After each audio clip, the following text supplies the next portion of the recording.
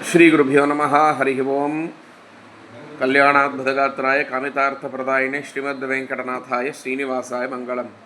पूज्याय राघवेन्द्राय सत्यधर्मरथाय च भजतां कल्पवृक्षाय नमतां कामधेनवे। हरि ओं। मासनियामक श्री पुरुषोत्तमाय नमः.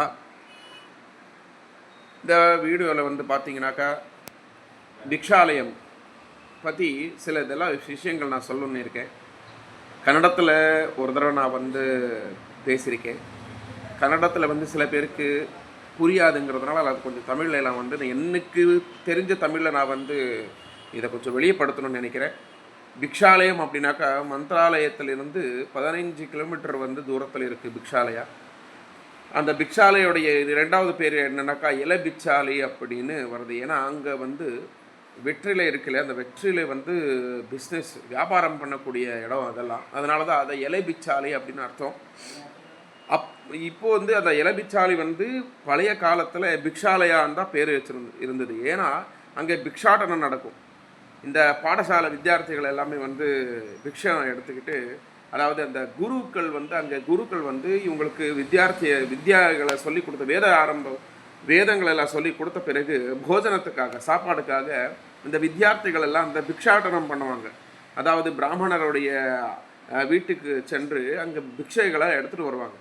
அந்த பிக்ஷை எடுத்து ராகவேந்திரருடைய காலத்தில் இருக்கக்கூடிய மரம் ஒன்று இருக்குது, அரச மரம் இருந்தது. அது 1992 தான் அது க்ஷித்ரமாயிட்டு கீழே உடஞ்சி கீழே விழுந்து. ஏன்னா பிரவாகம் வந்தது. பிரவாகம் அப்படின்னாக்கா துங்கபத்ரா ஆறு அங்கே இருக்குது. அந்த துங்கபத்ரா ஆறு பூர்வ முகமாக கிழக்கு வாசல் படி அந்த ரிவர் வருது, துங்கபத்ரா நதி வருது.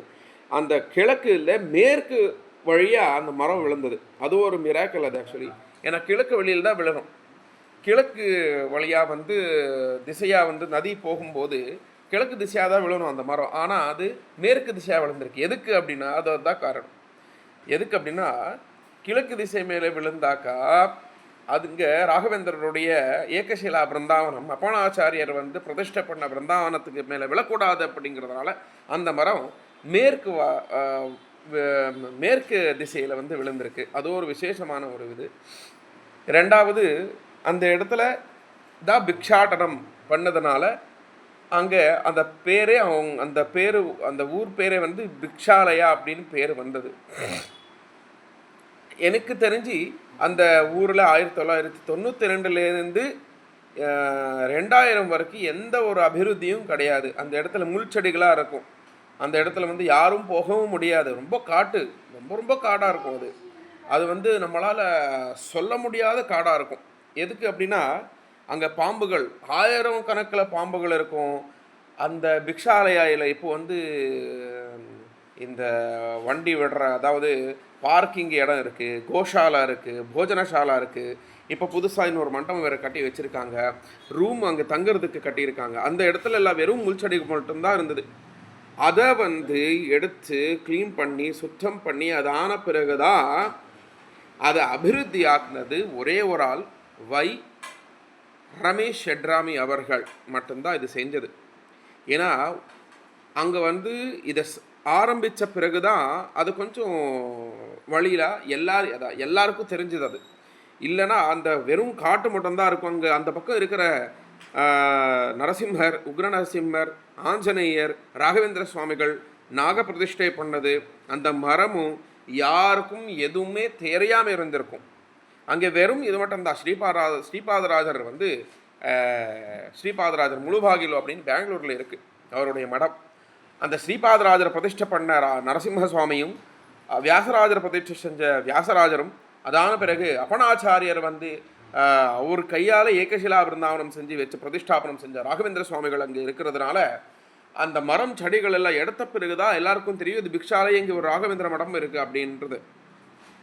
ஏன்னா இது எதுக்காக எப்படி வெளியே வந்தது அப்படின்னாக்கா ராகவேந்திர சுவாமிகள் அங்கே அவர் இருக்கும்போது 12 வருட கால்கள் அங்கே ஜபம் தவம் பண்ணியிருக்கார் அந்த இடத்துல. எங்கே அந்த மரம் இருந்தது 1992 வரைக்கும் அந்த மரம் அங்கே இருந்தது. அந்த மரத்துக்கு கீழேயே ராகவேந்திர சுவாமிகள் 12 வருஷமாக ஜபம் பண்ணியிருக்கார். ராமருடைய பூஜை, மூலராமருடைய பூஜையை பண்ணியிருக்கார். அவ்வளோ விசேஷமான இடம் பிக்ஷாலயம். அதனால தான் அந்த பிக்ஷாலயத்தை பற்றி கொஞ்சம் கொஞ்சமாக ஒவ்வொரு வீடியோவில் நான் சொல்லணும்னு இருக்கேன்.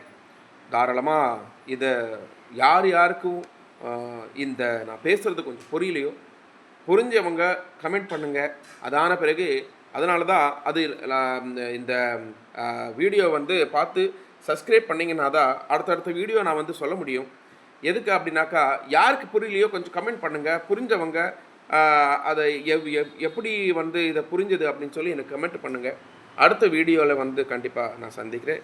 ஸ்ரீகிருஷ்ணாய நமஹா.